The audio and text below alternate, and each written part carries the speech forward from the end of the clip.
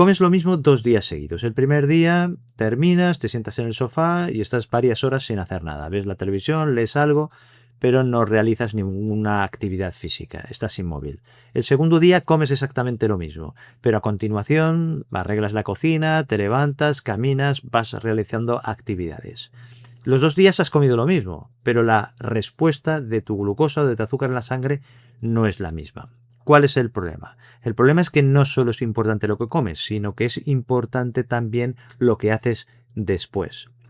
Resulta que cuando no nos movemos, cuando estamos inmóviles, no se contraen los músculos, concretamente los músculos de las piernas. Y resulta que son los principales motores que utilizan y que almacenan la glucosa. Si no te mueves, si no los contraes, esta glucosa no se utiliza igual. Y esto afecta a estos niveles de azúcar o de glucosa en la sangre. ¿Cuál es la solución? Pues una de las soluciones que han encontrado estudios que vamos a comentar aquí son las micropausas de movimiento que se pueden hacer durante el día. Esto no es una cura milagrosa, no sustituye el tener una alimentación que sea saludable, ni la medicación en el caso de que sea necesaria, ni la actividad física o el ejercicio físico reglado que se puede hacer, sino que es algo más que puede ser muy útil y que nos puede ayudar a regular estos niveles de azúcar o de glucosa en la sangre y de insulina. Pues vamos a ello. ¿Qué hace la silla con tu glucosa? Es decir, el estar mucho tiempo en una situación de inmovilidad. Pues cuando pensamos en la glucosa o el azúcar en nuestra sangre, lo primero que hacemos es mirar el plato. Y tiene sentido. La alimentación es un factor que es muy importante. Pero en realidad nuestro organismo no es una calculadora de carbohidratos, una calculadora de azúcares que consumimos. Es algo más complejo. Lo que pasa es que cuando entra la glucosa en nuestro cuerpo con la alimentación, entrará en la sangre, llegará a los tejidos y uno de los destinos principales es el músculo, que hemos dicho que era un motor que utilizaba como combustible esta glucosa y también la almacena. Sería en realidad un almacén metabólico. ¿Qué es lo que ocurre cuando contraemos el músculo? Es como si abriéramos de par en par las puertas de un almacén que está a mínimo rendimiento para que pueda aumentar la actividad. En realidad tenemos que tener una expectativa también realista. No quiere decir que estar sentados o inmóviles cierre las puertas del almacén totalmente, no es eso, ni tampoco quiere decir que abrirlas te vaya a curar la diabetes, tampoco es eso, porque en realidad el tema este de la glucosa en la sangre, del azúcar, de la diabetes, es un puzzle en el que intervienen muchas cosas. Hemos dicho que la alimentación, la actividad física, como estamos comentando, pero también el peso que tienes, cómo funciona tu páncreas, cómo tienes la sensibilidad a la insulina, si tienes resistencia a la insulina o no, hay muchos factores. Entonces, lo importante aquí no es el ejercicio heroico que hagas, no es la pregunta es cuánto tiempo estás inmóvil, es decir, sin hacer nada. Y esto es lo que tenemos que evitar.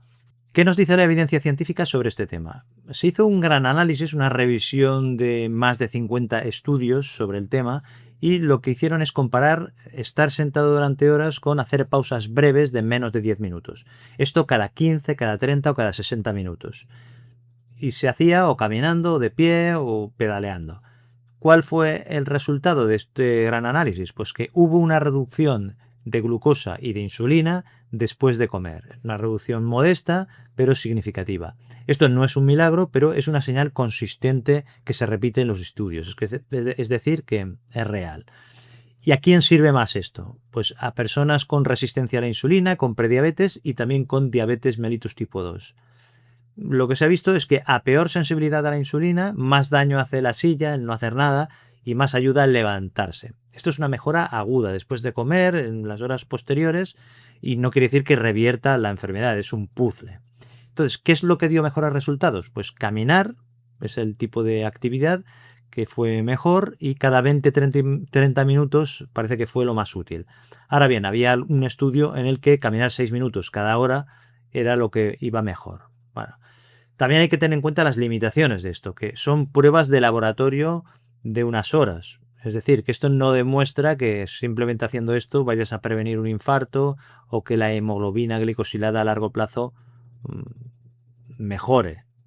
No lo demuestra esto, pero lo que sí que nos demuestra es que esto ayuda dentro del puzzle que es todo este tema del control de la glucosa. ¿Cuál es la conclusión práctica de todo esto? Pues que si vas a estar sentado, sentada durante varias horas, pues interrumpir esta inmovilidad va a mejorar tu respuesta de glucosa en ese momento comparado con no hacer nada. ¿Qué tipo de movimiento funciona mejor para la glucosa? Aquí no simplemente consiste en cambiar de postura. Si quieres impactar la glucosa, no basta solo con moverse un poco de la silla. Hay que activar de una forma dinámica la musculatura de las piernas. Hay 3 movimientos estrella. En primer lugar, caminar por la casa 2-3 minutos. En segundo lugar, levantarse y sentarse de una silla estable. Y en tercer lugar, elevar talones y rodillas con apoyo.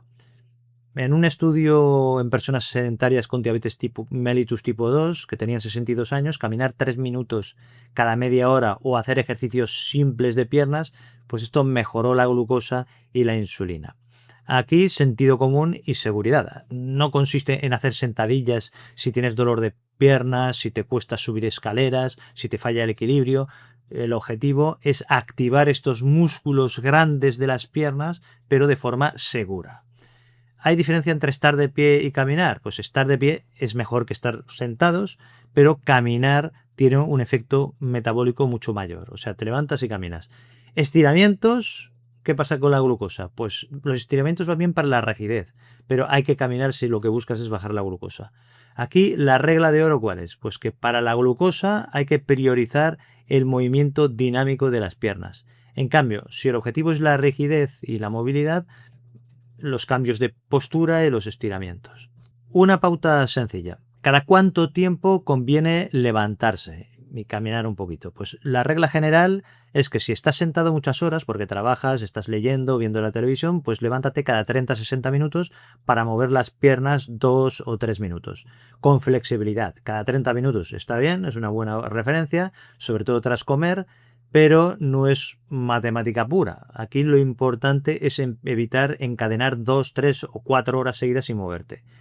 Después tenemos la estrategia post-comida, el plan de los 6 minutos. Durante los 90 minutos posteriores a la comida te levantas 3 veces. Cada media hora caminas 2 minutos. En total 2 por 3, que son solo 6 minutos de actividad repartida. Pero cuidado, aquí nada de ropa deportiva ni nada de transformar el salón en un gimnasio. Es algo mucho más simple. Y si las 3 pausas que te digo son demasiado, pues empiezas por una y ya está. Aquí el objetivo no es la perfección, el objetivo es romper el automatismo de que comas, te sientes y te pongas en el sofá y te quedes ahí inmóvil toda la tarde como una patata. Esto hay que cortarlo. Una pregunta frecuente. ¿Una caminata compensa 8 horas sentado? Pues caminar 1 hora por la mañana es una excelente costumbre y no pierde el valor porque después te pases sentado, sentada el resto del día. El ejercicio regular mejora la capacidad cardiovascular, la fuerza, la sensibilidad a la insulina y tiene muchos otros beneficios. Pero una caminata larga no es lo mismo que las pausas activas que hemos comentado, no cumplen exactamente la misma función. La caminata es una sesión de actividad física. En cambio, las pausas activas evitan que el resto del día se convierta en un bloque continuo de inmovilidad. O sea que no tienes que elegir. Puedes mantener el ejercicio que haces, caminar o el que sea, y al mismo tiempo interrumpe los periodos más largos de inactividad o de estar sentados. La sesión de ejercicio construye tu capacidad física y las pausas evitan que esa capacidad se pase el resto del día aparcada. Estas pausas activas pueden también mejorar la rigidez. Me refiero al cuello cargado, a la espalda que tarda en enderezarse o a las caderas que están rígidas al levantarse del sofá. Pues de hecho, una revisión reciente analizó 6 ensayos científicos sobre pausas activas y molestias musculoesqueléticas. En 4 las pausas redujeron el malestar. Ahora bien, ¿qué funcionaba mejor en este caso? Pues los estiramientos dirigidos, algunos ejercicios musculares, también actividades que eran algo más intensas. Esto parecía que funcionaba mejor que simplemente caminar muy lentamente. Es decir, que es una situación distinta a lo del control de la glucosa. También hay que ser prudente porque en estos estudios los participantes eran jóvenes, eran 210 y 5 de los estudios de 6 pues tenían riesgo de sesgo. En fin, que la conclusión es que las pausas activas no demuestran que te vayas a curar de la lumbalgia crónica, ni de la ciática, ni de lesiones de columna. No es eso, pero sí que sugiere que mantener la misma postura durante horas puede aumentar la rigidez, que también es sentido común.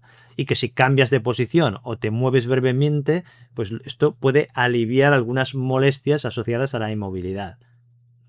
Tiene su lógica. A ver, no todo se arregla levantándose, pero tampoco hay que esperar a que tu cuerpo proteste a gritos para que cambies de postura. Pues un poco de sentido común. ¿Quién debe tener más cuidado con esto de las pausas activas? La pausa se debe adaptar a tu cuerpo real, al que tienes hoy. Es decir, que si tienes problemas de equilibrio, has tenido caídas recientes o tienes mareos frecuentes, pues muévete cerca de una silla que esté estable o de una encimera que te puedas apoyar. Si tienes pérdida de sensibilidad, úlceras o lesiones en los pies, pues has de elegir actividades que no aumenten el riesgo de hacerte daño. Entonces, lo prudente es consultar al médico, a la enfermera, al fisioterapeuta, qué ejercicios son los más adecuados para ti. Que aparece dolor torácico, falta de aire, que es desproporcionada, un mareo intenso, un dolor que es nuevo, importante, pues no intentes seguir como si nada, pues paras y ya está. Y consultas. Si tomas insulina o medicamentos que pueden provocar hipoglucemias, como algunas sulfonilureas, pues observa cómo responde tu glucosa en el momento en que aumentas la actividad. No cambies por tu cuenta la dosis de medicación ni la alimentación. Esto habría que consultarlo. 2 minutos de paseo suave no suelen ser una actividad intensa que te vaya a dar problemas. Pero bueno, cada situación es distinta, por eso lo digo. La pausa correcta no ha de dejarte con mareos, ni agotado, ni con miedo a caerte. Hay que ajustarlo a la persona. Debería dejarte con algo más suelto y preparado o preparada para continuar el día. ¿Qué errores reducen el beneficio de las pausas activas? El primer error es utilizar las pausas activas para justificar una mala alimentación. 2 minutos caminando no van a convertir una comida mala en una comida saludable. No. En segundo lugar es levantarte una sola vez y pensar que con eso ya has terminado. Aquí los estudios lo que encontraron son resultados repitiendo estas interrupciones activas durante varias horas. El tercero, el hacer una pausa demasiado intensa. Pues no necesitas hacer una prueba de esfuerzo entre el sofá y la cocina. O sea, tranquilo. En cuarto lugar, creer que esto sustituye el entrenamiento de fuerza. Pues no, las pausas lo que hacen es interrumpir la inmovilidad. En cambio, el entrenamiento de fuerza lo que hace es conservar el músculo, el hueso, el equilibrio y la autonomía. Es decir, son piezas distintas del mismo plan. En quinto lugar, es intentar adivinar tu glucosa por cómo te sientes.